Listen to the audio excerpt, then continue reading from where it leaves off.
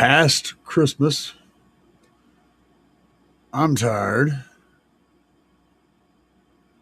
Long day yesterday, as I assume some of you guys are too, but we're going to do it anyway.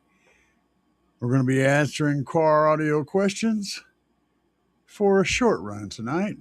If you guys have any questions, be sure and put them in the comments. Slam that like button. And if you guys are coming along after this show runs live and you're seeing it as a replay, put your questions down in the comments below and we'll get to them. For now, guys, let's get this shit started. Yeah, baby. Yeah.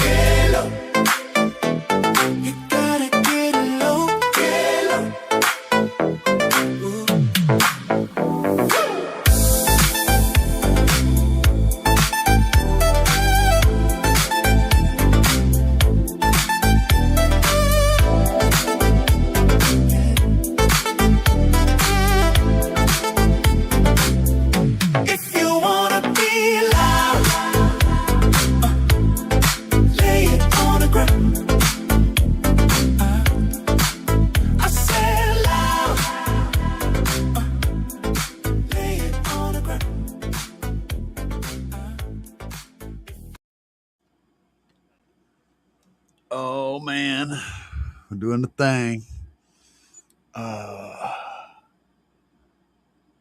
Pump up the volume a little bit, get a little bit more light. How is everybody this fine evening? I'm shopping for headphones. Yeah, that's what we're doing. Had a long drive down to my sister's house in Arkansas and come in last night late. Slept an indeterminate amount of time. And then I woke up and realized that it was daylight outside and it was a beautiful day.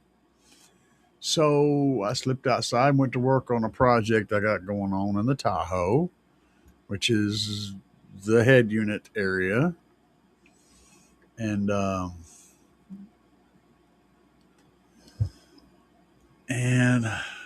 I had a buddy come over today. He'd gotten a big old huge American-based subwoofer that weighs like 100 pounds and a box that was not made for such a subwoofer. We had to do a little bit of work on that. I didn't record it because my phone was dead. Told you the trip. I didn't charge it. All this stuff. We did that and goofed around and talked a bunch of crap. You know how car audio guys are.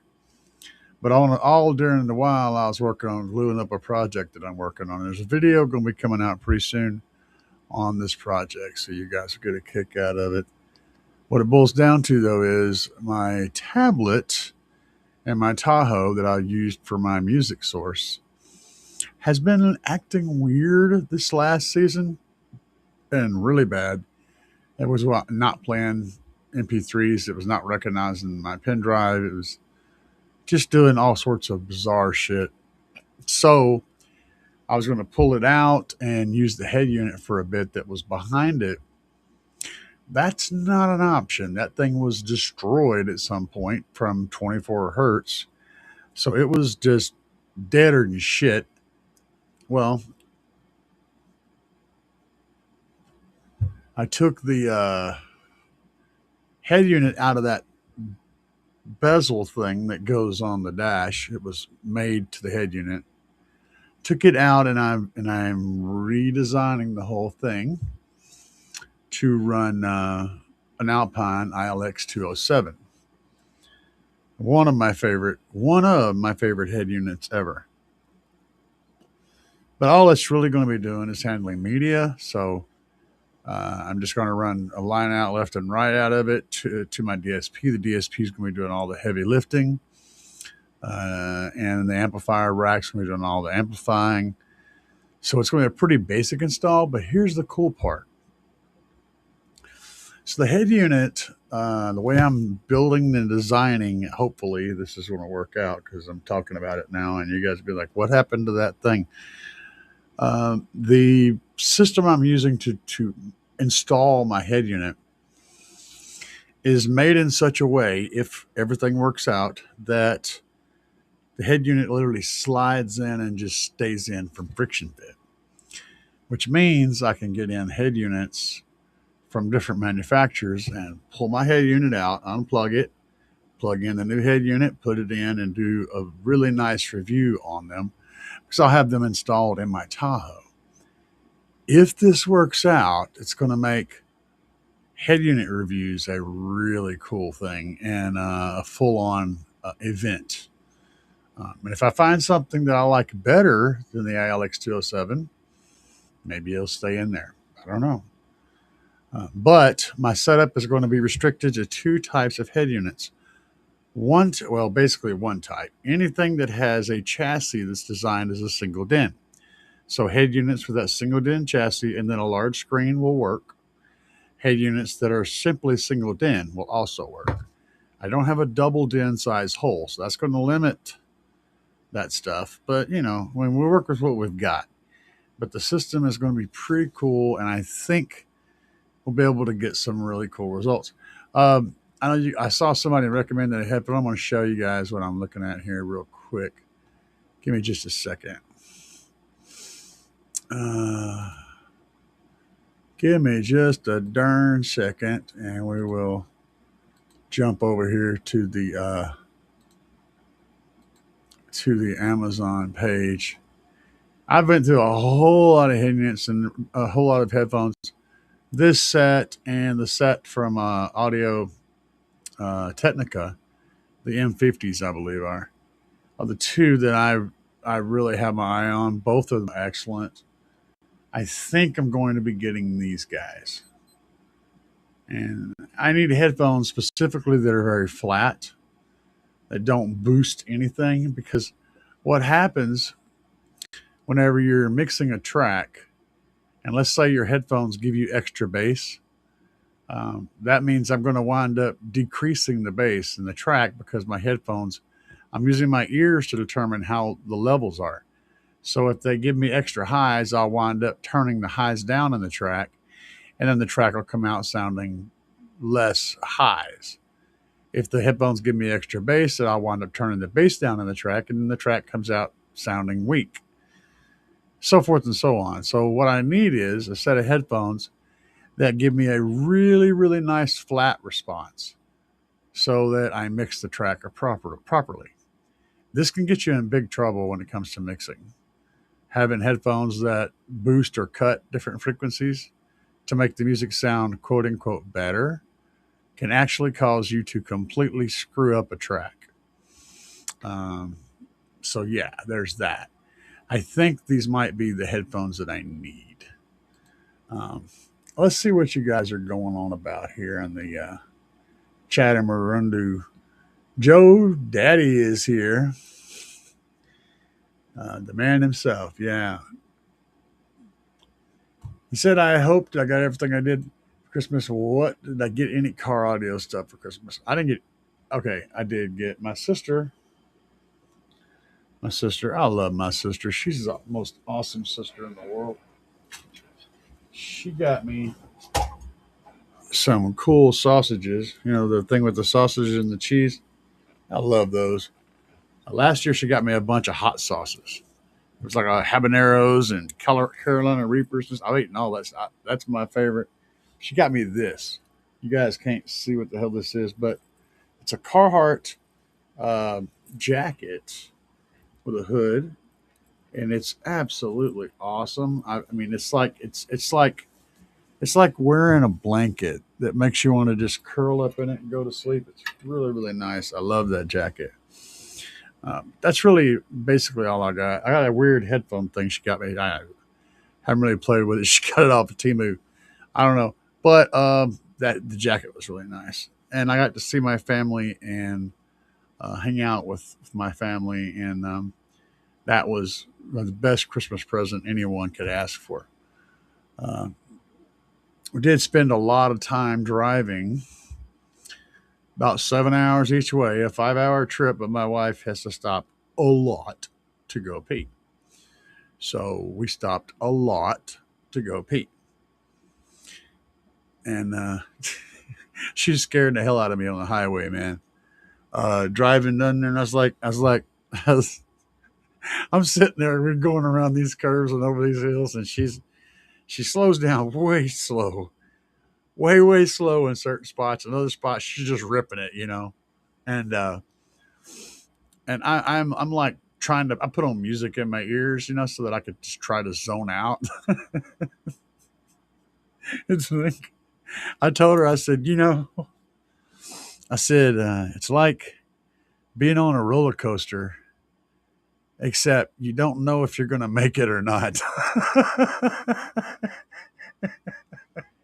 On a roller coaster, in the back of your mind, you know how sketchy it gets. It don't matter because you know the thing's going to go around the corner and you're gonna live, right?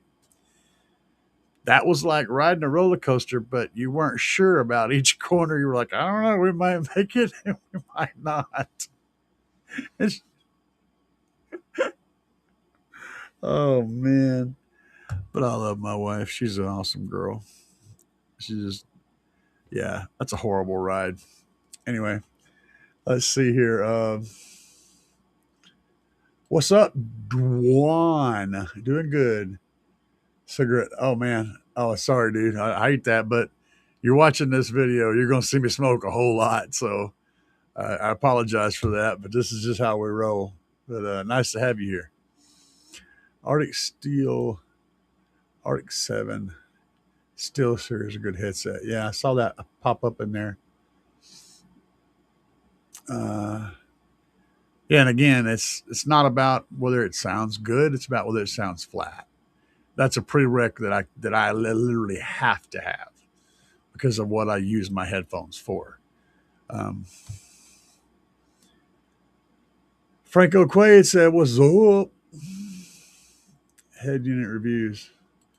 Yeah, I know, man. I have people send me head units. I've given them away a bunch. I do reviews, but the reviews are always kind of meh because I don't actually install them or anything. So having a way to install them and use them in my vehicle, I think that's a good plus. The only thing is I'll have to deal with backup camera stuff, and that's going to be kind of weird because I have a wall, but I mean I'll have to run. Maybe if they're all using the same plug, I can just kind of use the same camera. I don't know. That's kind of rude though to do that because the backup camera itself is a part of the equipment you're reviewing, and then I'd have to change that out, which is a huge, monstrous pain in the ass.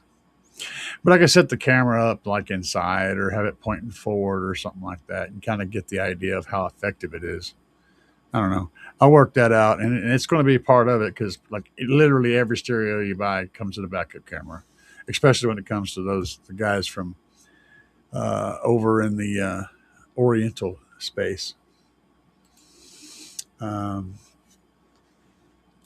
What's up, Millie? Said, you are familiar with the Audio Control LC7? Man, I am not.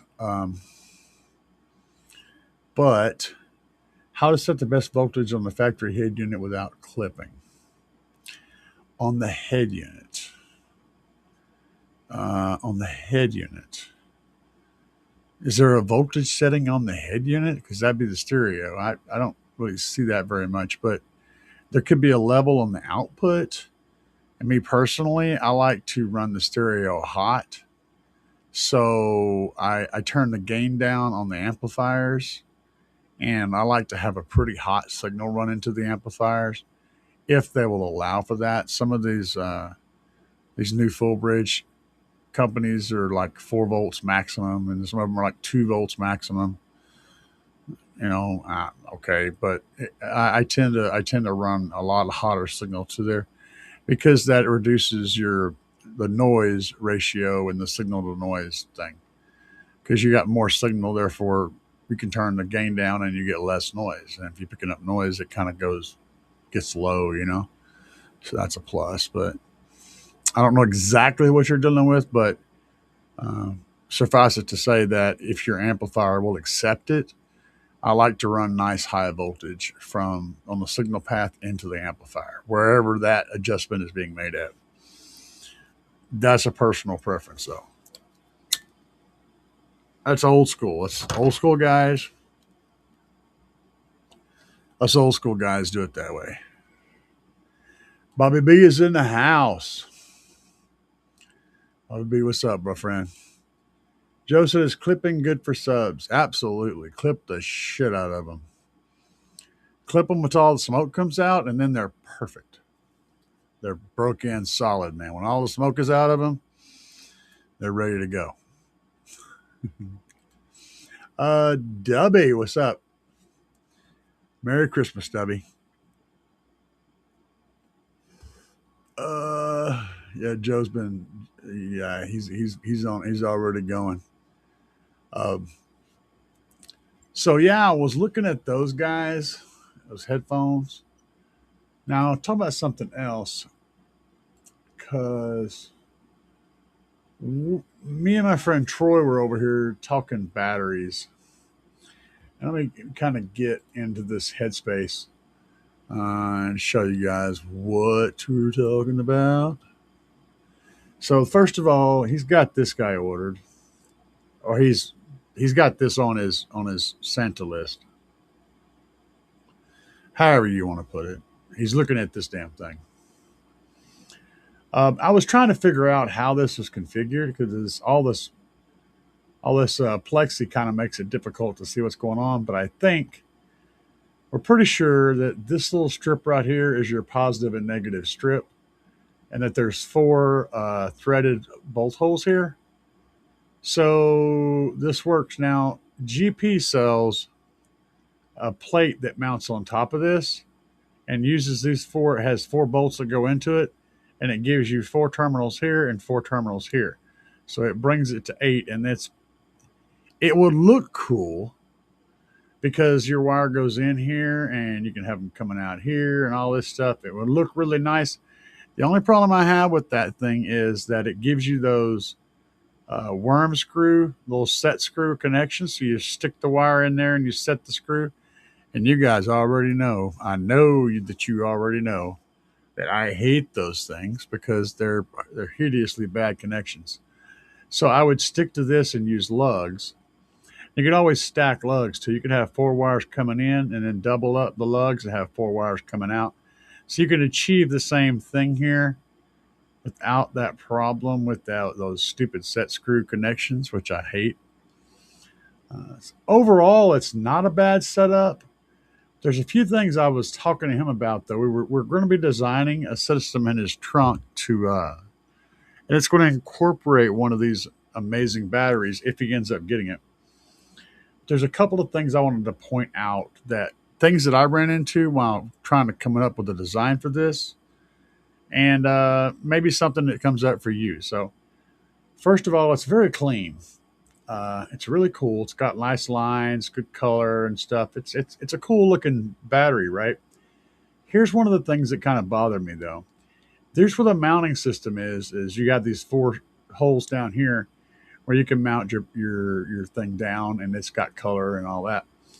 So if you're putting this in a place where you've got like risers and stuff around it, maybe you got an amp rack right here, or maybe you got like a riser to run stuff. Basically, these little screw holes would be covered up. So once you pulled it down and put the thing around it, it's going to completely hide them.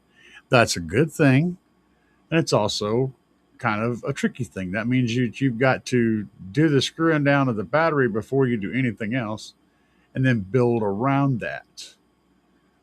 That does make it more clean in the end. In the end, though, so it makes it better looking in the end. I don't know. It's just a toss up. Now, as far as the battery's capacity to do work, so this is a 90 amp hour. Oh, these are those things I was talking about. These things right here with the set screws. It's cool. These things mount on top of these bars and give you those outputs, but I don't like them because they use those stupid worm screws. And I hate that because that's a horrible way to connect anything.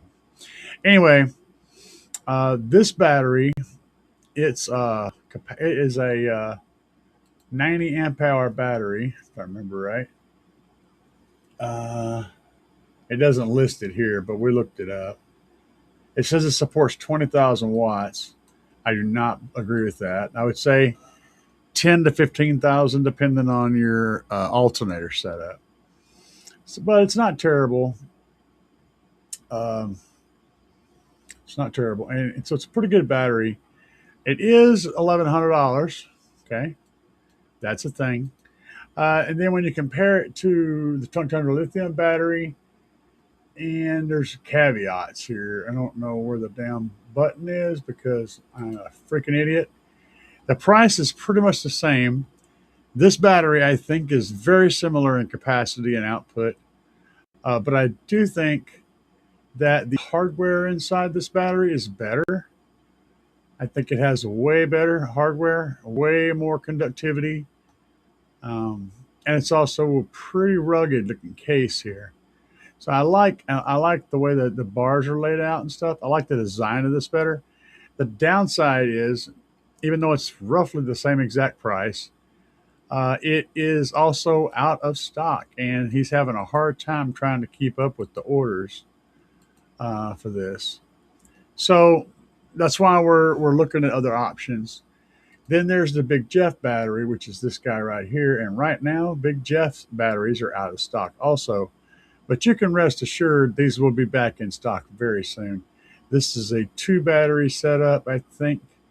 This is a 4 battery setup. These are good for about, they says 6,000 watts. I'm going to be honest with you. I think they're good for between 3 and 4,000 watts. So maybe a little more depending on your alternator again.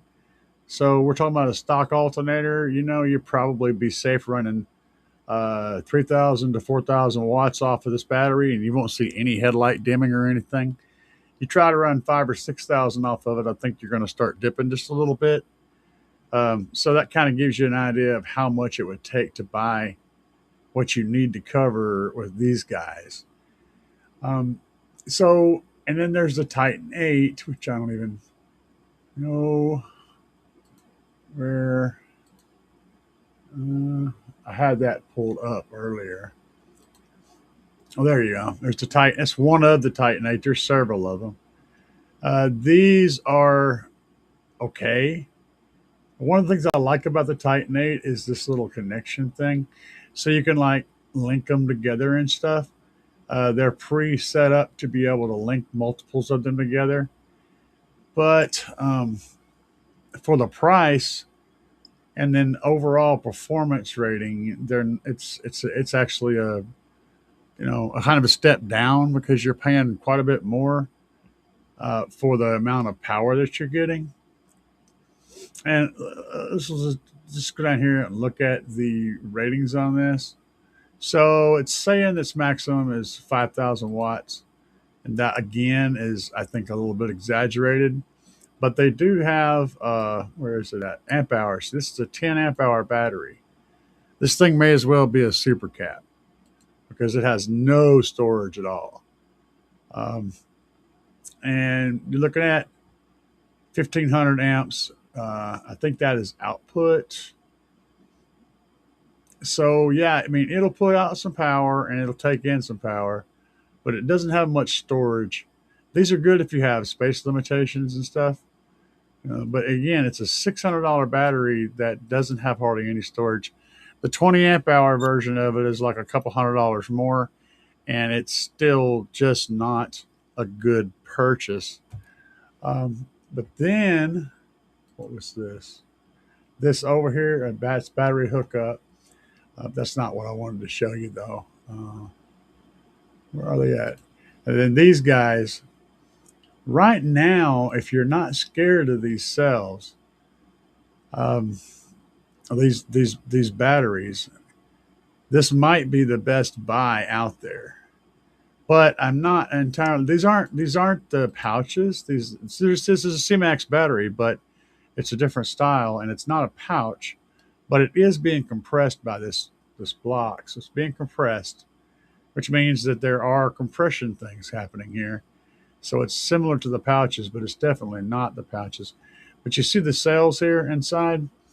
That's what I think I found um, over at where the hell was it I was at? Over at Jag, not Jag, but battery hookup, and I can't find it now. I'm looking at my tabs. What is that? That's not it. No, that is not it. Where was friggin' fiddle, friggin' anyway? There. I think these are the same cells that are in there. The Lev 60F. I think those are the same cells. Now these cells are not terribly bad to buy. A decent bank to put together a decent bank of these, you'd want to do like a 4S 3P or 12 cells. So you could pick up two boxes of these two 6 cell boxes. They're $22 a piece. So that's like 100 and I don't know, 130 or so a piece. So for the boxes, so like 260 for all the cells. And then if you've got a place for the bars and all the balancer and everything, you might be able to get something decent out of this. And it sets at around 12.8 volts, so it would rest right alongside your regular AGM battery. It shouldn't have to have any kind of isolator or anything. So this might be a good option. And these are prismatic, so I don't know. I'm not sure it's the same cell, but it looks very similar. But I do like the looks of these cells, regardless.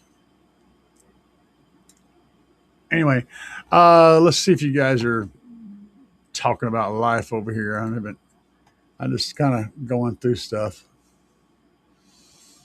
Uh, let's see here. To be where are we at? Franco Quaid.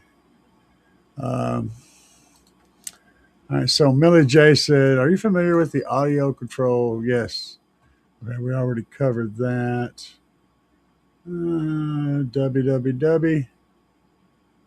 Are you being for real? Is that what you said? No, I'm not being for real, man. I'm messing with you. You know, I mean, you literally asked if it was good to clip a sub. No, it's not good to clip a sub.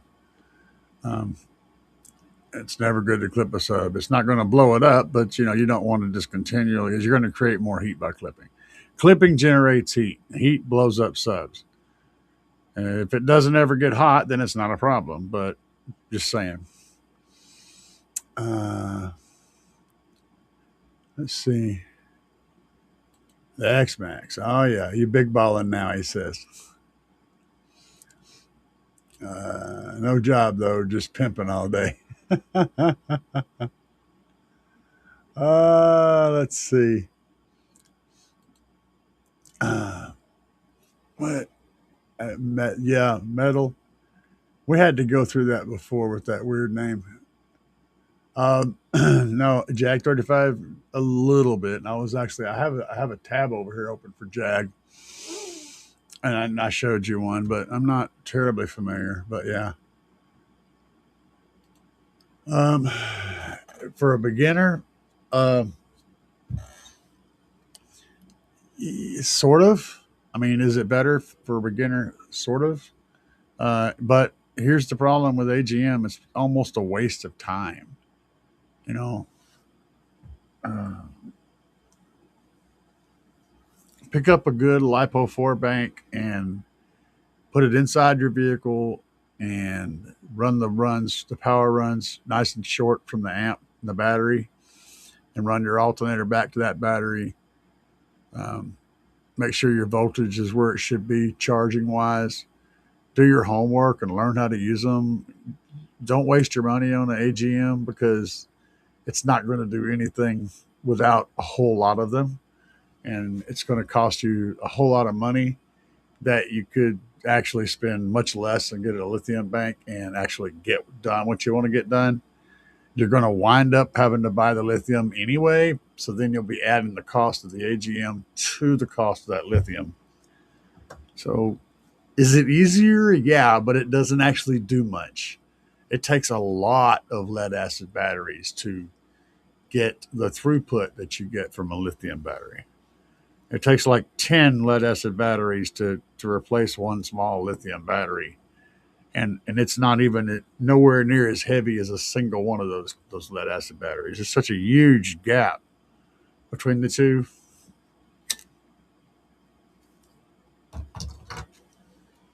Yeah, it's crazy.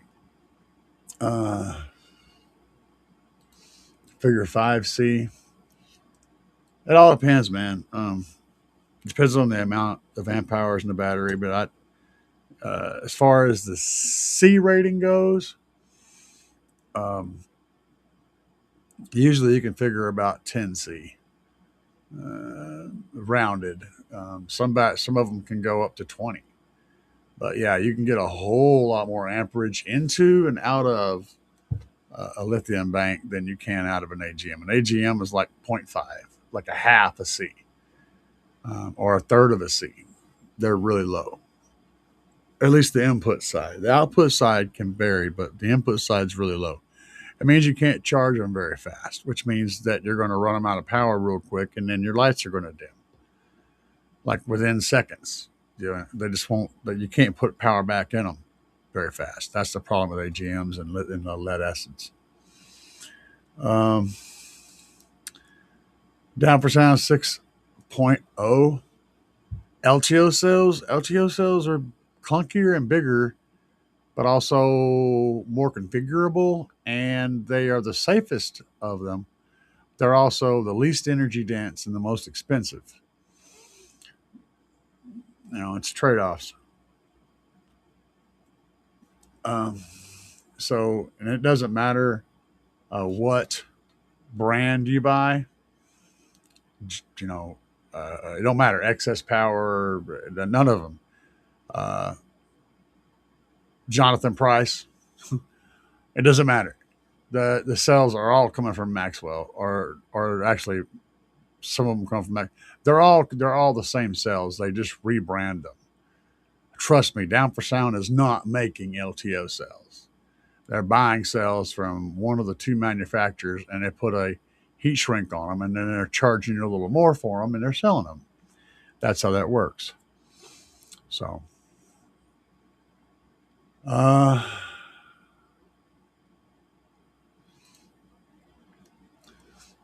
14.8 is high enough charging for that CMAX.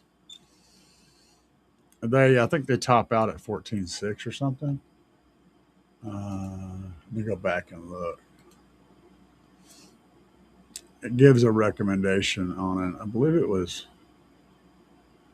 Okay, no, they said they can be charged safely between 12 and 16 volts, which that in itself kind of bugs me because that's a large range for cells. And cells don't like to rest below their optimal voltage. These are not capacitors. These are cells. They have a specific small range that they can function in. And I'm trying to figure out how they're saying it's okay to charge them between 12 and 16 volts. Having said that, that's what they claim. I could be just a moron. It's very, very likely. Um, Also, their configuration is a 4S 5P. Now, pay attention to this, okay? Pay attention to this. 4S 5P. 4 in series, 5 in parallel. So you put 4 of them in series, 1, 2, 3, 4, and then 5 series together. That's 20 batteries, 20 cells. 4 times 5. But then in the description, they tell you that there's 21 cells. See what I mean? That's the kind of shit that worries me. There can't be 21 cells if they're 4S5P. And then it says 14.8 volts here, 12 to 16 volts here. So it's like, when I see something like that, I'm like, well, what else is bad in this information? What other kind of typos are there? You know? So, yeah.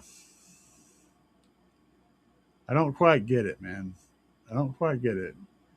Uh, but provided that whichever is going on here, provided that all that works out, is it a good battery? Good is a relative term. I think I've got 120 amp hours, according to this, of capacity. So if it's got like 6C or 7C, that's, 800, 900 amps input, which is stout. Um, I just don't know if I trust the numbers, and I don't know about how well they handle thermal issues like being extremely cold. I don't know if the person manufacturing these compression racks is actually doing them correctly, if it's going to hold up, or if they're going to decompress in some sort of way and smoke out, gas out. I don't know. Um, I don't know what kind of warranty or nothing comes with them. So there's a whole lot of unknowns. Having said that, it's $300 for 120 amp hours with a balancer. And it's a crappy balancer. The basic one this is the Heltec. You have to pay a little more for the Heltec balancer, but they come with this thing right here. Very basic balancer. But it is a balancer, and the Heltec balancer is like an extra 40 or 60 bucks or whatever. Like like you got this thing right here, right? So if you go with the Heltec, you just click that, and then you're paying $349. So it's an extra 50 bucks for the Heltec balancer. If you're going to buy this damn thing, select this option. Get the Heltec balancer. Don't even think about not buying a Heltec, unless you don't like your house. Anyway, I don't know. Just saying. I'm anal about certain things, and that will be one of them. Is AGM better? 14.8. The difference between Sundown M series and X series. I don't know. You'd have to look into them, each individual, and consider what you're doing and how you're doing it. And one of those subs may be better. Hopefully, come with the subs. Probably losing my mind. If I sound like an idiot, it's because I am an idiot. But consider what you're doing with the equipment and what it's best at. And that's going to be kind of your deciding factor. You might find that one subwoofer has a lower volume requirement, a lower box volume requirement. You may have a limited box volume, or one sub has a lower FS, can tend to play lows a little better. You may like lows. All these things are important. It's not so much which is the best, because the best is, what you think of as the best. It may not be what I think of as the best. I want to float hair, right? So I'm going for the most cone movement and the largest cone, and the most motor force and low frequencies and stuff like that. But whatever you're doing may require different things. So pay attention to the details and the specs of what these drivers do. If you don't understand how to interpret that information, then you need to continue to absorb and learn. Build a framework in your mind for how to put things and where to file certain information and how that makes up a thing. Um, that's just the truth. W said, I'm going AGM. Uh, Fast Chicken, what's up? Fast Chicken, the fastest chicken in the South. Got me going around cutting ribbons. I have a 320 Auto Tech. I'm just 320 Auto Tech. I'm just nervous about of the inexpensive lithium, and LTO is about a gram plus. I haven't put the alt in yet. Put the damn alt in, man. I mean, you ain't gonna hurt nothing. You're not gonna help nothing. That's the downside. So if you've got a water hose, right, and that water hose can only flow, 10 gallons a second, it just no more water can go through there and make it out the other end. It don't matter how big of a pump you put on the end of it, the water hose is only going to flow 10 gallons a second. And if the alternator puts out 400 amps, but your battery can only take in, 20 or 30 amps at a time, it's only going to take in 20 or 30 amps at a time. You've got to have a battery that can take in that amperage, or the alternator is just going to be going and not actually accomplishing anything, unfortunately. That said, most of the time the alternator that comes from the factory is going to have a fairly limited amount of output, and putting a bigger one in will probably help a little bit. But also putting a better battery in that can take in power will free up that other alternator and allow it to be able to give you all of its current.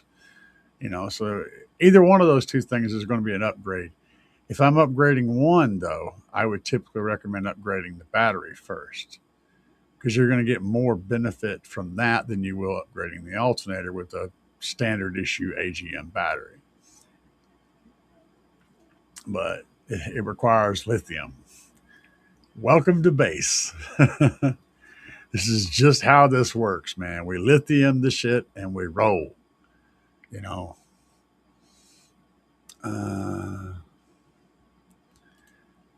Joe Daddy said, "What's your?" I do not know. My opinion of. I'm not even sure what amp that is. I'm sorry, but I don't have it in my head. Oh, wait a minute. I think I do. The AK-45. Yes, it's a complete piece of shit. That's what it is. Don't buy it.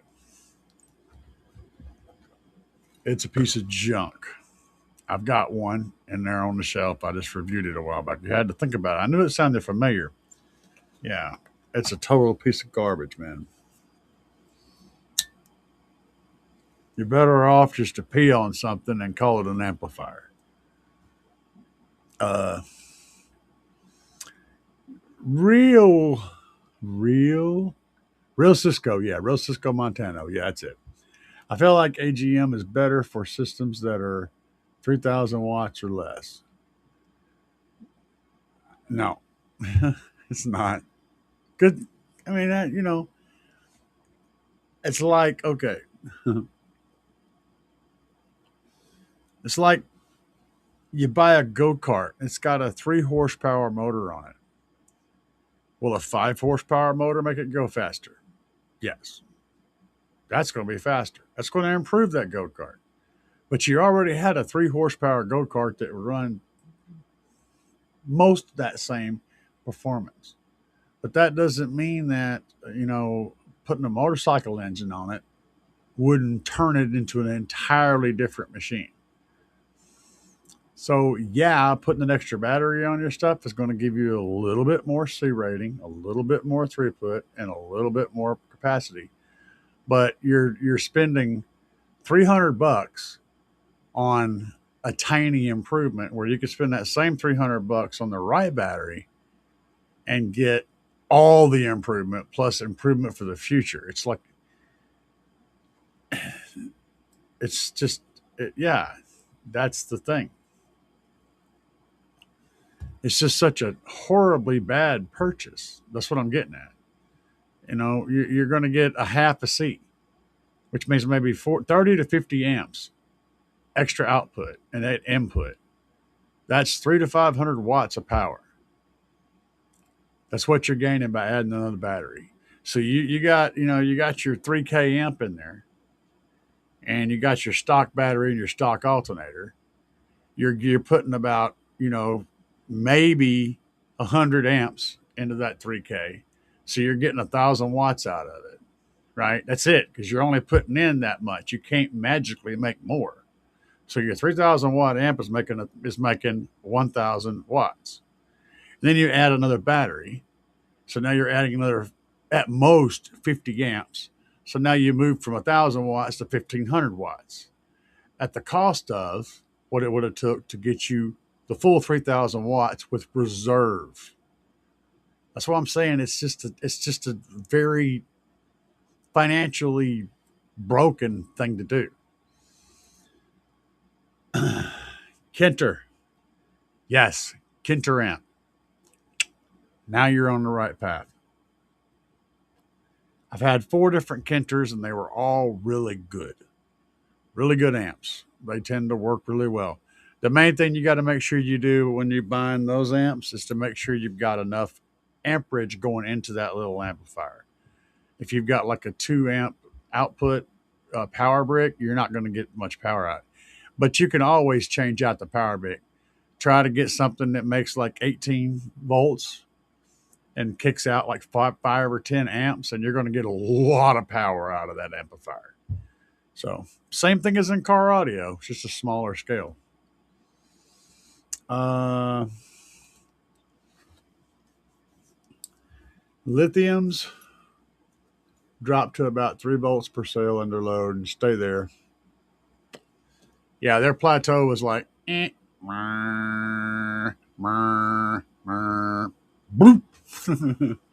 Whereas AGM or lead acid just goes the whole time. The voltage falls really fast. Yeah, lithium is way better for car audio. Way better. Unban my 360. Oh yeah, I remember you. He's the Xbox guy. The guy that was doing sneaky headshots and running aimbots. It got banned. Yeah, I know. I remember. I'm just messing with you, man. Don't get mad. Chief 100 amp hour LiPo is only about $50 more than AGM. Yes, that's exactly what I've been saying. And it's a completely different device. Have you ever seen a 600 ounce ferrite motor? Uh, let's see here. Have you ever seen a 600 ounce ferrite motor? Yes, I've handled one, and it was as big as the floorboard of a Ford Ranger pickup. It's like, yeah, it was huge. Um, how do I feel aside like the Destroyer GP? Destroyer? Anyway, how do you feel aside from SPL and sound? Well, here's the kicker, okay? And this is a caveated statement. Any subwoofer that is designed specifically to make as much sound pressure as possible is sacrificing elements that make it sound good to get there. So as you push a sub as far as possible into that maximum bass, you're having to shave off little things that help it sound better, but also restrict the bass. On the other hand, if you push a subwoofer all the way towards SQ, you're making all kinds of compromises to get the best possible sound out of it with it, and so you're always going to have to compromise. Having said that, if you take the SPL sub, the most SPL sub you can find, put it in the right enclosure and EQ it properly, and you take no, that won't work. But anyway, take that big monster SPL sub and EQ it properly in the right enclosure in the right environment. You can still make it sound pretty damn good. So yeah, it's just a toss up. I've seen. We had that. What was it? He was running a free air. I think he had that 600 ounce magnet on a free air, like an 18 or something. Um, it was a Frankenwoofer, but he was running it infinite baffle. It sounded good. So yeah, it's so hard to do that because there's so many other variables involved. The right enclosure, the right port, the right tuning, the right vehicle with right power, all those things can change completely how a subwoofer behaves. So yeah, just got a voltmeter. Does that need to be fused? If not, it can cause a. Anytime you have a positive and a negative wire that have come in contact with each other and they are connected and a dead short, which is what you're worrying about, if there's no fuse, the wire is the fuse. So is the wire going to burn in two before it burns down your vehicle? That's the question you're asking yourself. Would it be appropriate to put a fuse in there because that can prevent the thing from burning down your vehicle? Yes. A whole lot of us don't, but it would be the appropriate thing to do. You have to protect that hot wire so if it ever comes into contact with ground at any point, it will blow the fuse instead of turning into a electric heater and catching fire to something. So yeah, the thing about small wires though and small stuff like that is they typically burn the wire into just as fast as they'll burn a fuse into. Then you got to chase down where the wire burns. So having a fuse is not a bad thing. Never. It's always good, even for small stuff like that. The fuse will, however, probably affect your voltage reading, but it probably won't be enough to where you'll actually notice it. It'll be less than a tenth of a volt, so you won't ever see that change. Um, what's up, Brain Dead? How big of fire? All the fire. 5S. Yeah, it said they must be using 5S. It says 4S, 5P. And even if they were using 5S, there's no way to get 21. The only way to get 21 is to have seven, three banks of seven, or seven banks of three. But that's not what they have, obviously, in the image, and it's also not what they say they have. So you have to multiply it by seven to get 21.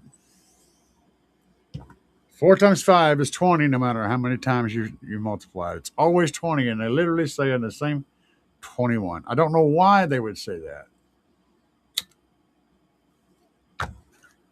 Maybe their web designer just has no clue what the hell they're doing. I don't know. Uh, Brenda, I saw an ad for those batteries.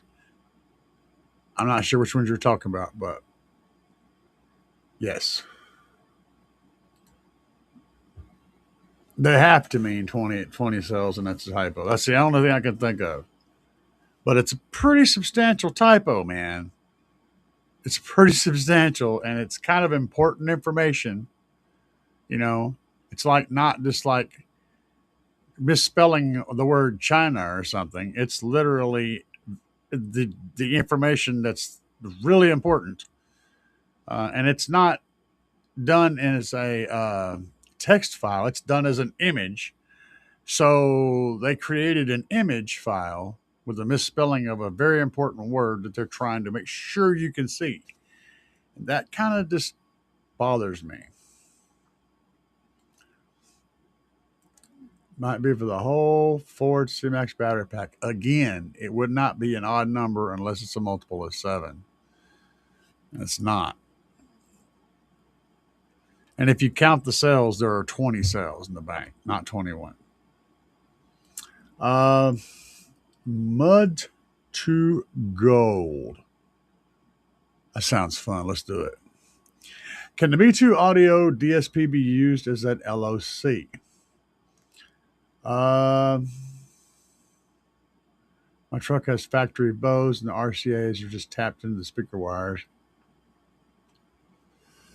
Can I run RCAs to the DSP, then to the amp to make sure you're getting a clean signal?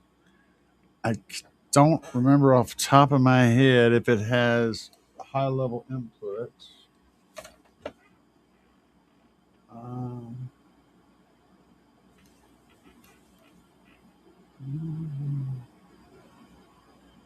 output.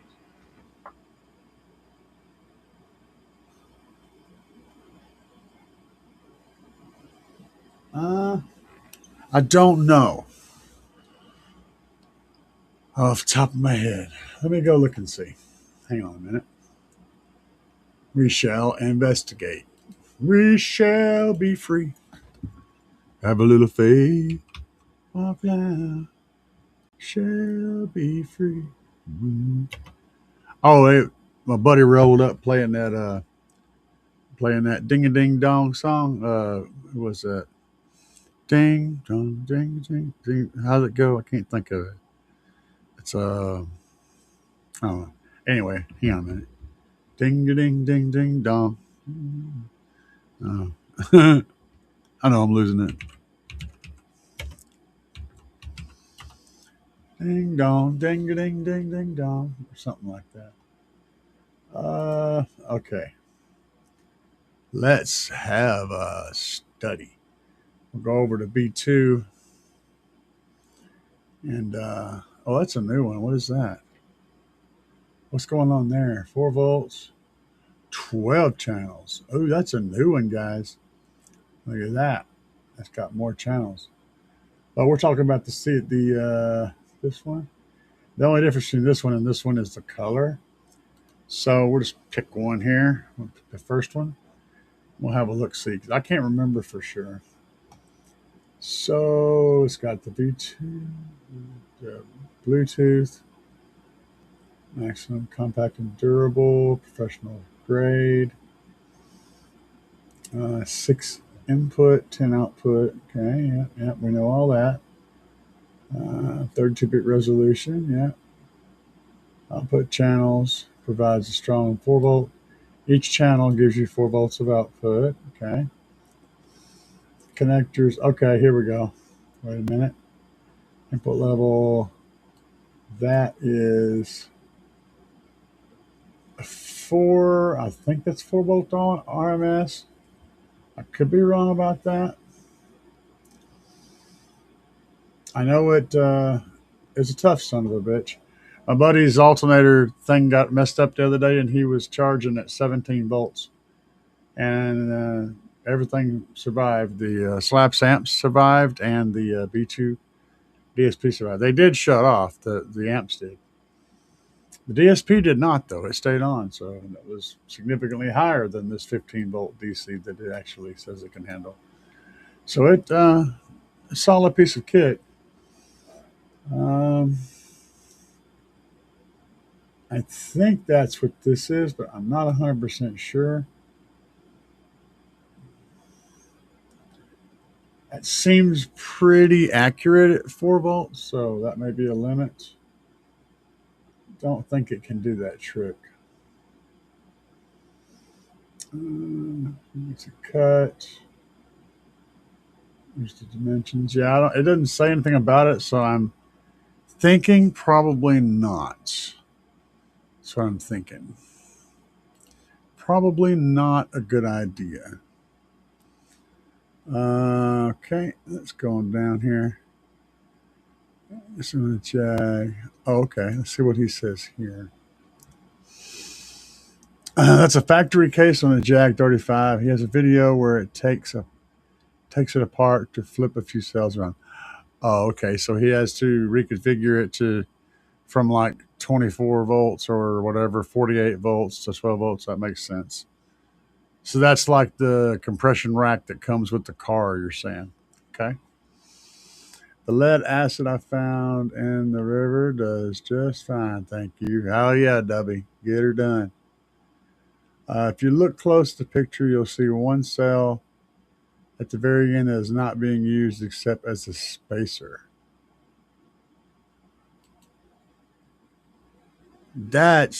Wow, that's weird.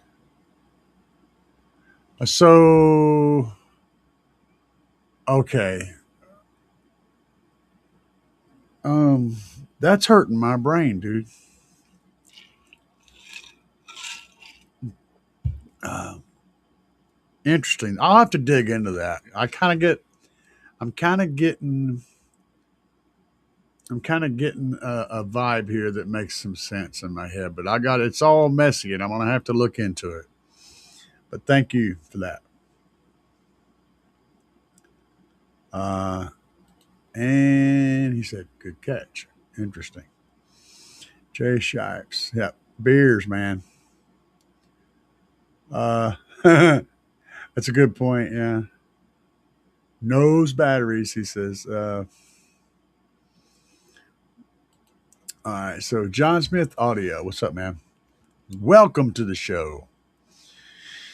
When running, okay, let's start over. If your alternator has a regulator when running a second battery to the run, you should run a battery to battery. If no regulator, then runs from the alternator to back battery or do. Um, it doesn't matter. And electrically, it doesn't really matter. You can run from the alternator to the battery, or the alternator to another battery, and then to that battery. What changes is the current is always going to flow the path of least resistance. So if you've got two batteries hooked up to the same alternator, the alternator is feeding power wires run from the alternator to each battery. And if the batteries are the same and the wires length is the same and the conductive path is the same, they will share the same amount of power. If one, however, has 15-foot run and the other has a 2-foot run, the alternator is going to put power into that first battery until it's completely full, and then both of those are going to be trying to fill up the battery at the longer run. Just the way electricity works. Now, if you run power from the alternator to that one battery and then run from that battery back to the other one, you're going to have a similar problem. You're going to fill up the first battery first before it fills up the second one. It's like pouring water into a glass and having that glass run over into the next glass. That's just going to work. For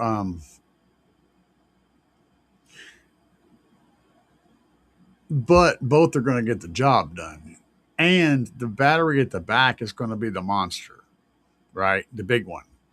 So it's going whatever you've got your amplifier hooked to. It needs to be as close to that battery as possible, wire length wise, so that that amplifier is pulling power from that battery and keeping itself amplifying. Um, yeah, and the whole front coming back on those power wires, and the grounds, of course, going through the body and whatever else you're using. That's going to be continually charging that big battery. It's going to be handling the work, and then the other guys are going to be steadily shoving coal into that fire, keeping that thing topped off between beats and between songs. Um, as far as the regulator goes, it doesn't have anything to do with it. The alternator regulator has to do with how much power, how much voltage the alternator is actually charging at. If you change the regulator, you can increase the voltage or decrease the voltage, which increases and decreases efficiency of the equipment, but it doesn't dictate where power goes and to what battery. Um, it's very complicated. And I don't entirely understand the question.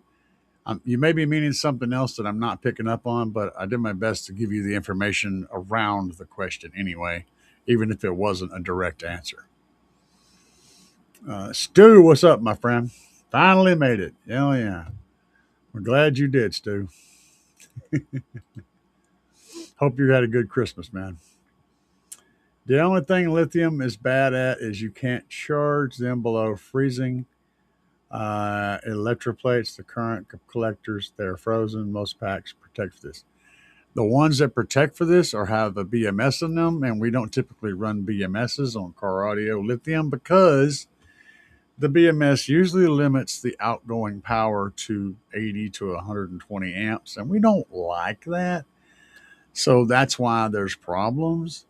That's why you have to be very specific about the cells that you're using and the temperatures you're using those cells in. So you're 100% correct, but not all lithium is limited to above freezing charging. Some cells can be charged much, much lower. If you guys can get a hold of the Trunk Thunder lithium batteries when they are in stock, or buy one and wait, they're rated at 32 degrees below zero with a diminished power output, but they are safe to function at those temperatures. They are capable of running really cold. Um, they're actually designed for the Chinese military, Siberian winters, and they're designed to be used in that environment on a constant basis, safely, with bullets and things. You know,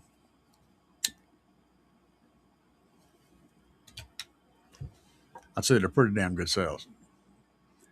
Uh, the Kenter and Fozzy, man. Those are the two name brands to look for. Yeah, W even agrees with me. Let's see here. Most Amazon. Random thought. How is the lifespan? About 100 to 1,000 times better than AGM. Yeah. AGM batteries typically have like a 500, 300 to 500 cycle lifespan. Most lithium is way up in the thousands. So it's tremendously different. Um, yep. All that stuff. Yep. Trying to maintain battery daily. No thanks. Uh, good. Yes, sir. I bet the solid state lithium batteries will have a higher operating temperature range. It's a good question. Um, I'm what I'm looking for. Honestly, guys, what I'm looking for in the future is good sodium batteries, and I'm thinking that a sodium capacitor combo hybrid is going to be a really good setup. But they're also going to be kind of heavy and kind of bulky. But I think that in the future, next year or two maybe, sodium is going to be really, really big in car audio. That's my prediction. But I also think they're going to require caps to do a really good job because their current output is a little weird. And it's just a whole lot of stuff going on with sodium. But sodium is the thing we're going to be looking at. Sodium and also solid state batteries, which are going to be really, really, really expensive, but essentially really, really good as well. Hopefully, the price will come down on them when they get them tied down because they're going to be the shit. Solid state battery is essentially capacitor territory, but with actual storage. Freaking insane. Um, I hear sometimes with such a large motor, I can get away with less airspace. Yeah. Extreme compared to something like one sub needing 45. Motor force can absolutely overtake airspace problems. But it isn't just the motor, it's motor force and power. The more power you put on a sub, the more effective it is at moving and squishing the air. So if you have a small enclosure and you put much more power on the sub, you can make that sub behave like it's in a larger enclosure by sheer force. You can force it to behave. There's also the chance that you're going to destroy the cone or rip the spider apart or projectile shoot a freaking dust cap across the room. These things happen. But yes, you can do that. You're on the right trail with that. It also requires power, not just a motor. And the motor has to be strong, not just big. And everything else has to work to get the motor force up. And PA gets below freezing, lithium for a winter. The Glow Series 2 says it's good in freezing. If you trust them, go for it. Honestly, I can't bitch because right now, like I said, Trunk Thunder Lithium, Brandon cannot keep up with the orders. He's literally inundated. So yes, I've seen a lithium, but I've seen capacitors completely make tools disappear. Like pow, and there's nothing left. There's just molten slag stuck to the walls. Any large amount of power, even AGMs and lead acid, if you get enough of them together, will vaporize chunks of metal, completely make it go away instantly. So yeah, I have. I've seen a couple of sockets get vaporized, unfortunately. So yes. As far as that wrench thing goes, no, it's just a shit ton of power getting blasted into something in so fast that it literally instantly turns it into molten metal. But yeah, yeah, we picked up on it. I think just left in there so that the pack works. So in other words, he broke down the pack and whenever he switched up how it was configured, he ended up with an extra cell. And he had to have the extra cell in there to keep the whole rack working properly. That's what I'm getting from this. I will research it and find it out, though. Thank you for pointing it out. You guys are awesome. Oh, the BMS prevents charging current from flowing until they're warmed up. Yeah, but it also restricts overall current output too. That's the problem with the BMS. I would love the fact that it prevents it from flowing until it's warm. That's great, and also maybe restricts it, until it's warm. That's great also. But the problem with the BMS is it also restricts the current. Period. Whenever they're at normal operating temperature by a huge amount. It works great if you're running it as an RV battery or a car battery or something where you're just powering a thing that doesn't need giant gobs of power, um, and it just needs 100 amps or whatever. The BMS can do that, and it can make that safe, make that battery that normally wouldn't be able to operate in crazy temperatures work fine, as long as it's not in car audio. That's where the problem comes in. Uh, hmm. Debbie said, "Was that styro pyro that melted the wrench?" Yeah. Specifications are subject to change. Yeah, there you go. Uh,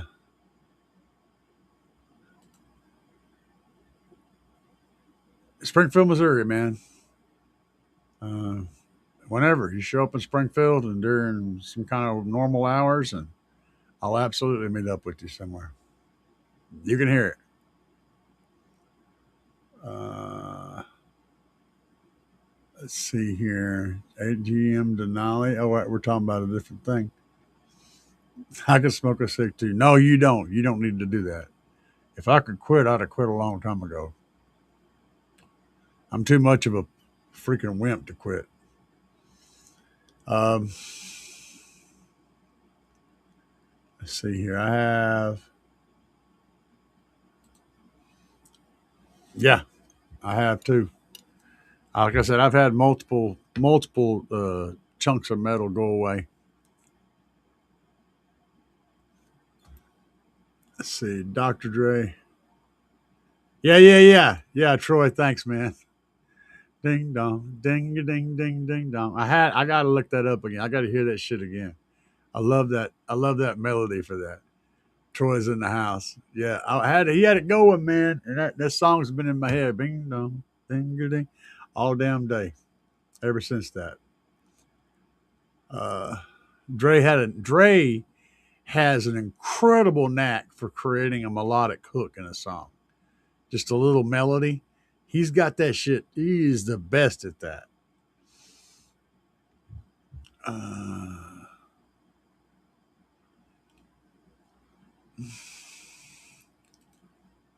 do I build boxes for vast or do I build larger? I usually build smaller than recommended size, just a little bit because it gives more control, and we're usually putting more power on them than they're rated for.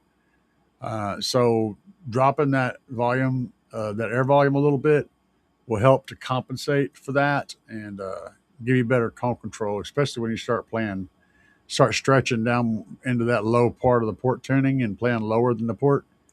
Having a little bit less airspace can tend to make things tighten up and keep you from over excurting the sub. It's like whenever you increase the power significantly over what it's rated for, you also have to decrease the airspace to an extent because if not, you're going to overthrow the sub. You're going to slam the coil into stuff. That's a big problem. There's always compromises, man. Yeah. Thank you, Dubby. Dubby pointed it out. He's 13. He was 14 the first time, and then he was 13 the next time. Not really sure how old he is.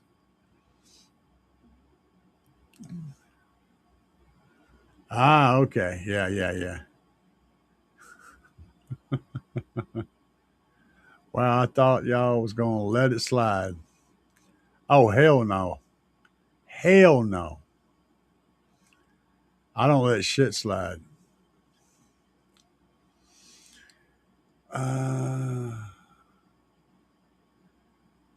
100 amp hour cells, probably 80 volts to 160 volt where it happened. Ooh, that's a lot of power. How do you feel about the new Dupont head units? I haven't heard one. I need to get one of those in and test it. That's my thing. I do need to find out. I need to get one in and test it. That's one of the things I'm building this stuff for. Um, and I'm just in the process. I'd say I'm roughly maybe halfway through building this new thing for the head units testing. It's got a lot of work to do yet on it, but we got the design down and we got the bones put together. I've just got to do a bunch of reinforcements because it's going to have to take the stuff that the Tahoe does to everything, which is basically, you know, shake the hell out of it.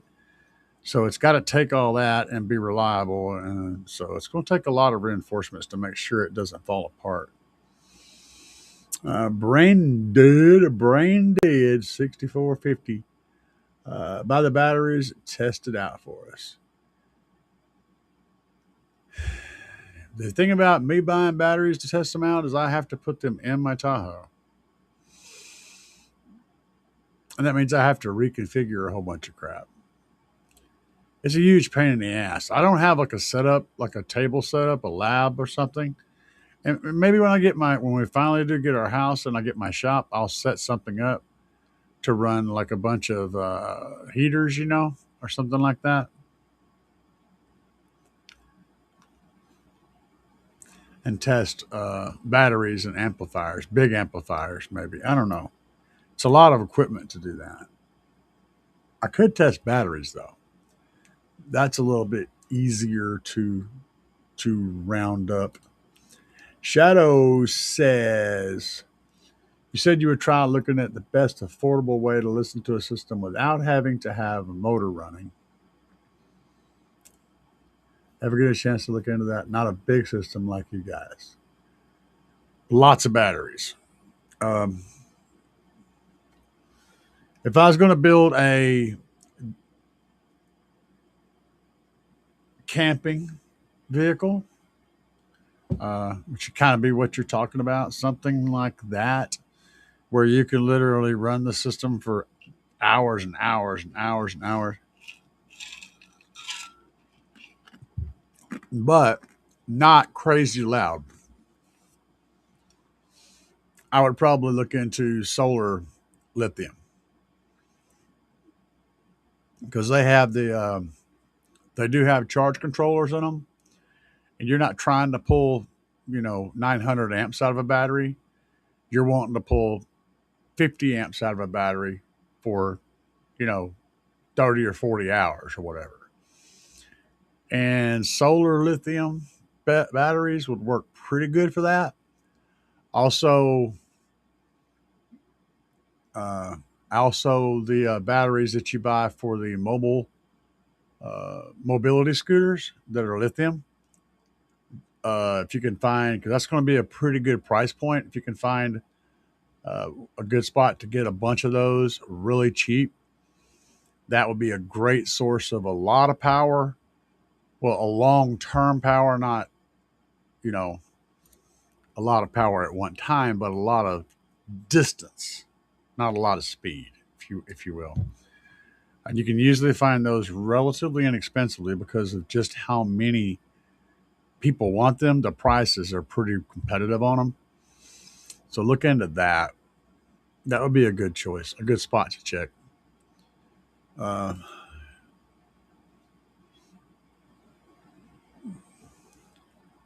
yeah. See, we got other people chiming in. So um,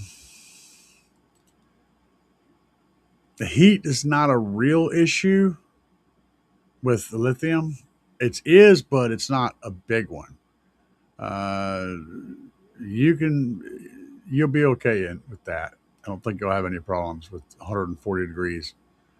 No, I know you won't have any problems with 140 degrees.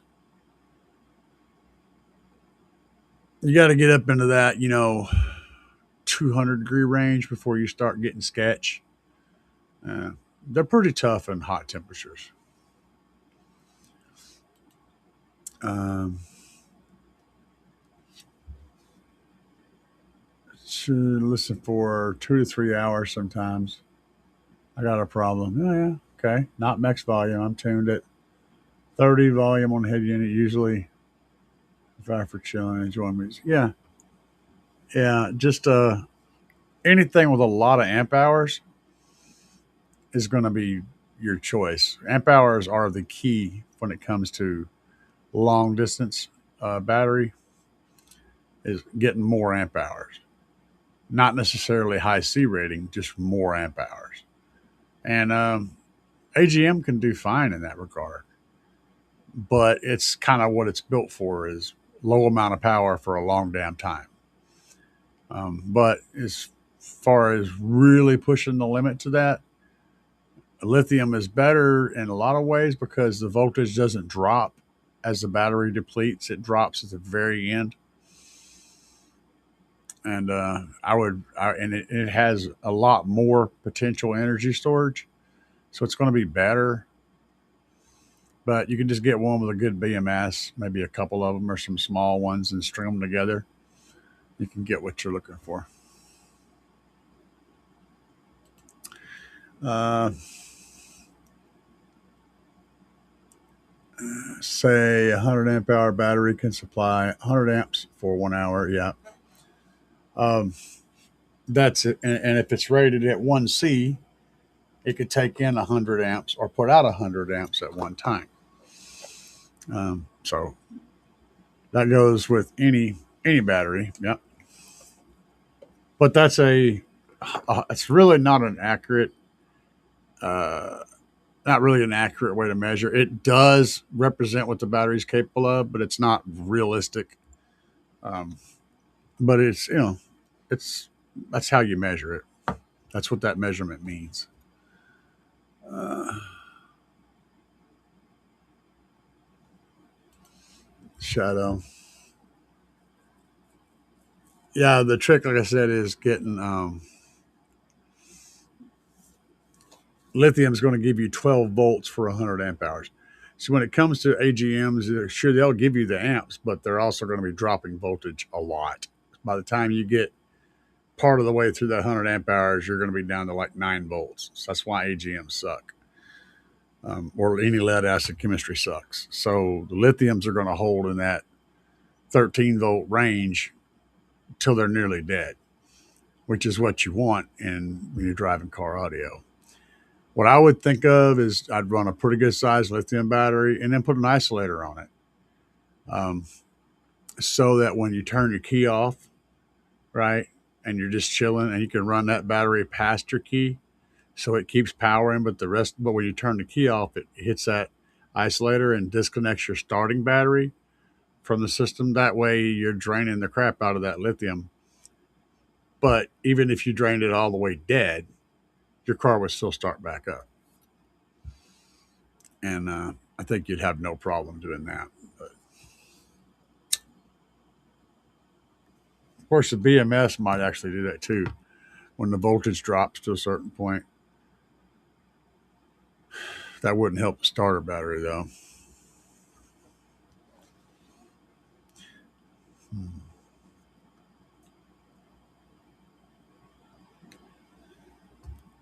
Yeah, I don't know. For amps or from battery, uh, I'm brainstorming right now. I'm not giving you advice. I'm kind of brainstorming with you. Uh, AGM LEDs are still most popular currently. Yeah. Quantum Escape is selling solid state batteries. Yeah, that's the problem. Is they're really expensive. But I'm looking for that to change. Because technology, as more and more people start to use it, more companies start to make it, they push the price down. I think that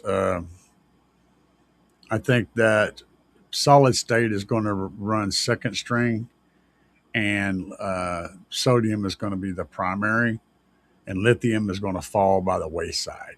I think lithium is going to become so incredibly cheap that it's going to still sell quite a bit, but it's going to be so cheap because people are going to be trying to sell it and no one's going to be buying it.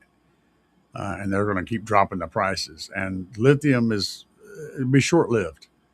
It's not going to stick around for a tremendous long time because it's such a pain in the ass to get out of the ground. And we're dealing with other countries and stuff, having to worry about, all these chains to pull things in, and anyone can stop the flow and then it goes away. I think the larger batteries are going to switch to sodium eventually. Lithium will be around running smart devices, small things, because it's really energy dense and it's lightweight and it's small, so it's good for phones and shit. But I think the bigger batteries are going to be mostly sodium, and then solid state is going to be there doing eventually going to replace the lithium. Whenever it gets popular enough, it's going to actually push the lithium out completely, and it'll die off because of the rare metals and all that crap. Sodium batteries are infinitely more green for the world, and that's what's going to push them into the lead. That's just my guesses. She's just on the amp battery. We're working on figuring out. Okay, trying to figure out his power draw. I got you. I mean, when I need like a DC isolator, wires for and lithium battery or more than that. Uh,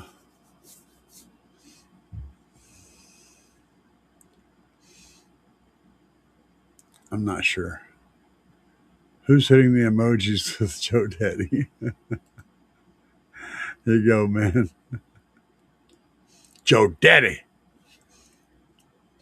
The isolator keeps the vehicle battery from going dead. That's the idea. Uh, so basically, whenever you turn the switch off, you'll disconnect the rest of your system from that battery. So that battery can be drained and drained and drained without pulling on your starting battery. You can take it down to as far as you want to go and just watch the voltage and make sure it doesn't get, as soon as that voltage starts to really hammer, you about killed the battery. But if you got the right setup, a few hours at moderate volume is not hard to accomplish with a good amount of amp hours. I mean, I'll give you an example. It's kind of an extreme example, but this is examples I have. They're all extreme. DJ Ruskell's demoing had 2,000 amp hours of CMAX. And he demoed for like 3 or 4 hours off of just his battery bank. And he's loud as shit. So amp hours are a big deal. Of course, it took him hours to charge it back up with the alternators, with his 2 alternators running. But amp hours are everything. So the more amp hours you have, the longer you can pull power from something.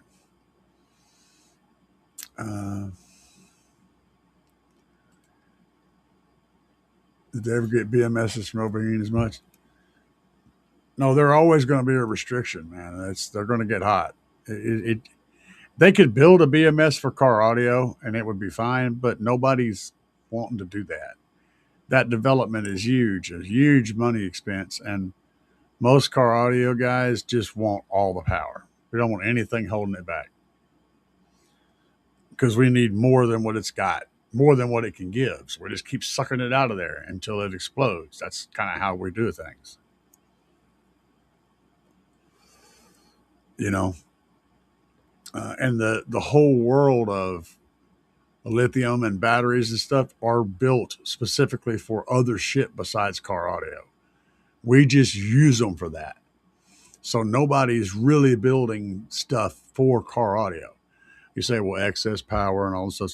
Sure, they're making battery banks, but the cells they're putting in them were not designed for car audio. They were designed to do something else. Car audio simply is not big enough of a industry in that regard to fuel development specifically for car audio. All the stuff that we're using, those cells were intended for a different purpose, something that has a lot more return on investment than, the tiny percentage of the population who are into putting lots of subwoofers in their car. We make up a tiny fraction of the population. The population that uses electric cars is significantly larger. So that's where the funding comes from, the development comes from. Power banks on houses, solar systems, electric cars, those stupid little pin batteries. I don't even know how many times I've seen huge battery banks made of those tiny little, like AAA looking cells. Nobody's building shit specifically for car audio because it's just not a big enough industry. And that's always going to be the problem.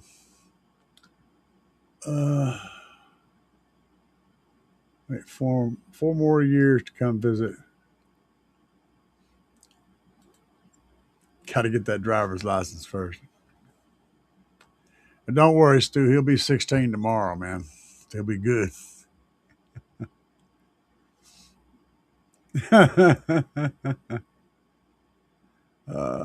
Poor Joe Daddy. Oh man, ring ding dong, ring a ding ding ding dong. Yeah, that's it. Now it's in your head, right? Everybody's got that shit in their head now. Ding dong, ding ding. Yeah. Keep the head ringing. It's in everybody's head, man. 4 years is too long. Corn nut. Oh no, corn nut. Hey, guess what? Taco loves tacos, yeah, that's his scene. Crunching all day like a taco machine. Hard shell, soft shell, spicy, supreme. Always eating tacos, favorite cuisine. Taco, taco, taco, taco, taco. Crunchy, crunchy. With taco machine.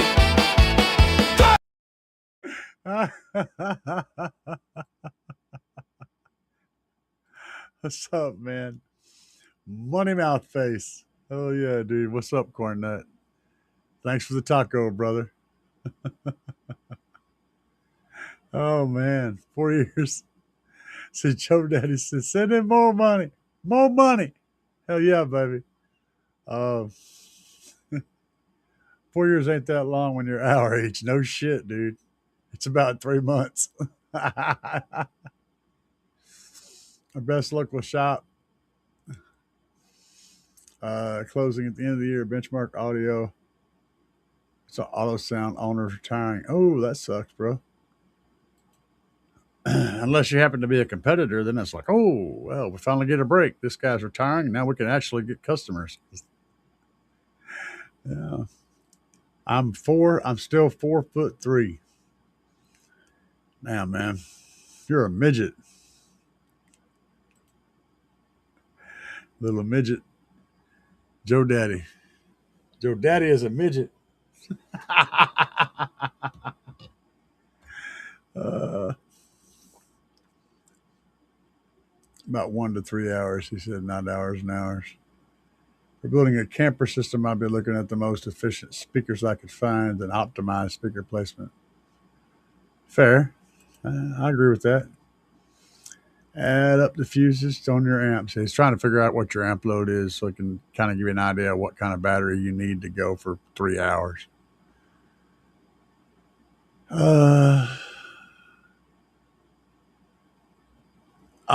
What's up, man? Appreciate that. Holy bejesus. She, he got, he, oh, damn. Hey, guess what? Taco loves tacos, yeah, that's his scene. Crunching all day like a taco machine. Hard shell, soft shell, spicy, supreme. Always eating tacos, favorite cuisine. Taco, taco, taco, taco, taco. Crunchy, crunchy. With taco machine.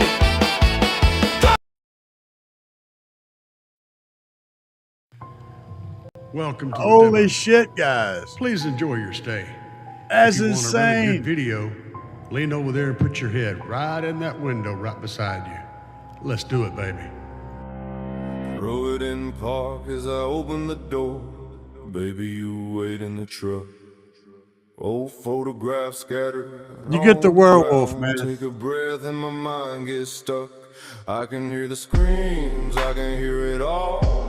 Is it all just in my head? This whiskey bottle is keeping me sane, but I'm stuck in the past that night in the rain. Flashing in the headlights, eyes like a forest fire, running out through the woods.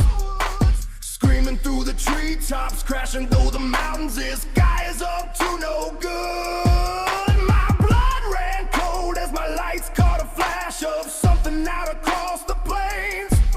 I stood there staring at a blood-soaked human covered with fur in the rain. The night the werewolf came. The night he went insane. Bloodshed in the rain on the night the werewolf came. The night he went insane. Bloodshed in the rain on the night the werewolf came. The crowd gathered round. Holy shit, dude. Merry Christmas to you too, man. Thank you very much. You guys are awesome. Wow. I don't get a whole lot of ducks, man. Tacos, ducks. And I appreciate it when I do.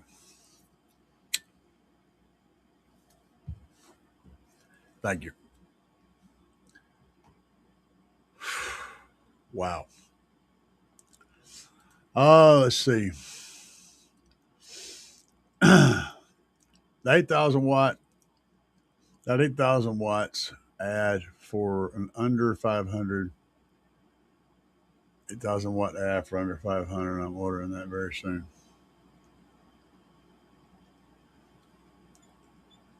Sweet. Stu said if solid state can get into the auto manufacturer, I'll get that market. Sure, where it's affordable. Yeah, no kidding. Solid state is going to be, like I said, I think eventually solid state is going to take over the small devices, and sodium is going to take over big stuff eventually. Right now, lithium is still really solid, and everybody's working around all the issues with lithium, but it is a limited resource, and there's a whole lot of bad shit going on around getting that lithium to work with. So we're going to slide away from it as soon as something else becomes viable. That's what I'm thinking. Cobalt's expensive too. Yeah.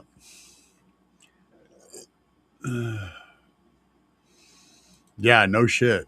3310s, the 32 series, the 3310s, the 3320s. Those batteries were like, well, they were running off, I believe they were running off a nickel metal hydride battery specifically, but those phones were absolutely insanely tough. I had this one. So I sold cell phones for a time for a company called B Wireless. It was basically an AT&T. We sold AT&T stuff. And I had this one 3320, I think it was. It was either 3310 or 3320. I can't remember. That I had at the store that I used. I switched my SIM card into this phone.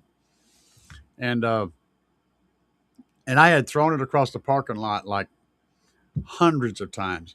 So one of my favorite ways to sell this phone was I'd be outside. I'd go outside the store out in the parking lot, and I would call the phone, have the customer call the phone, and I'd throw it across the parking lot, bouncing as the phone was ringing.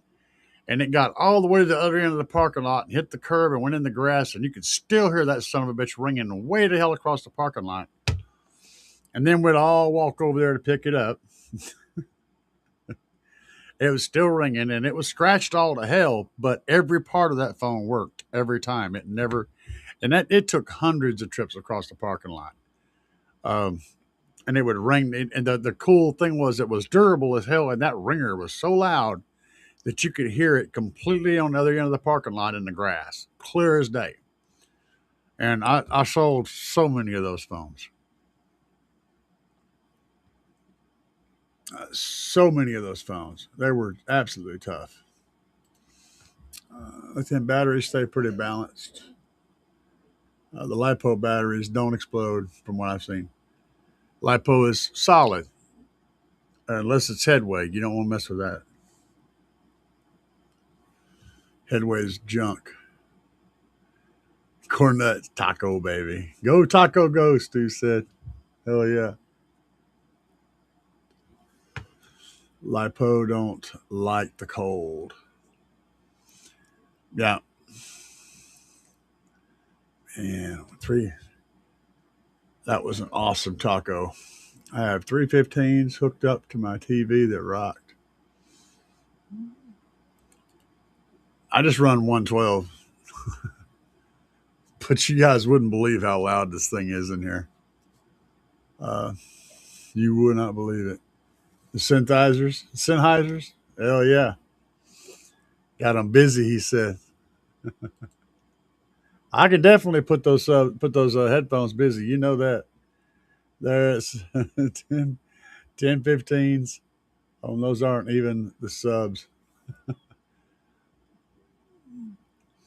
Lithium's the most abundant metal in the universe. Yeah.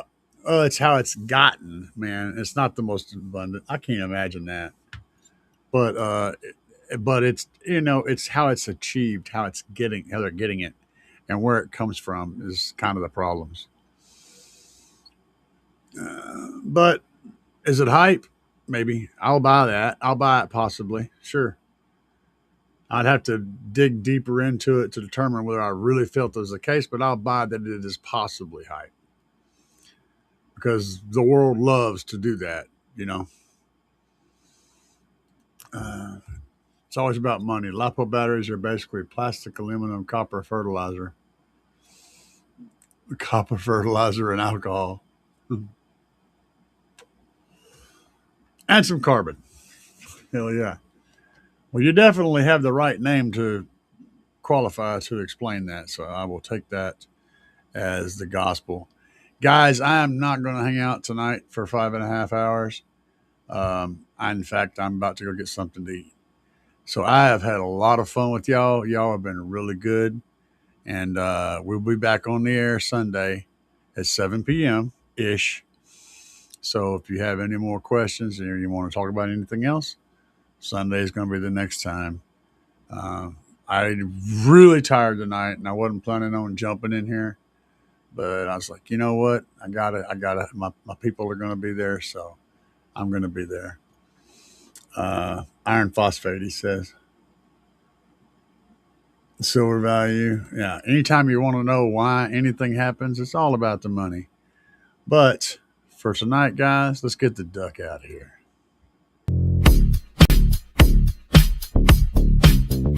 Yeah. Yeah.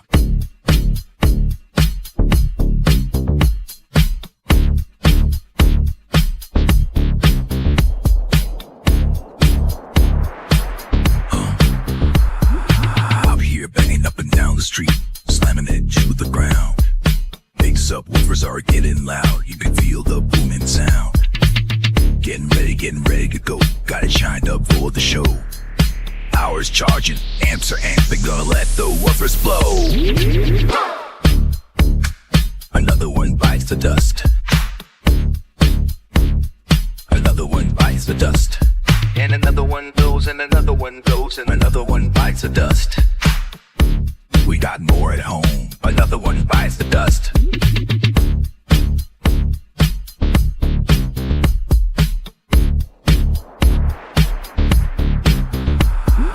Wires are glowing and the amps smoking, subs are cherry red. Let me keep jamming, gotta keep the bass slamming, gonna go hard till they're dead. Full power, gotta let it go, 20 hertz in the floating air. Sparks are flying, voice cords are frying, and the smoke is in the air. Another one bites the dust. Another one bites the dust.